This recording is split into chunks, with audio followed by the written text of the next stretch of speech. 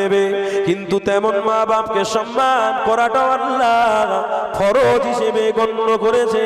কিন্তু নামাজ পড়বে মানুষ, মা বাপকে বাদ দেবে না, নামাজ পড়ে পড়ে কপালটা কালো করে ফেলবে, মা বাপ অসম্মানিত হবে। আল্লাহ নবী সাহাবাদের সাবধান করে দিলেন, বাবা ঈমান হলো মা বাপের সঙ্গে সৎ ব্যবহার করা, এটাও একটা ঈমান।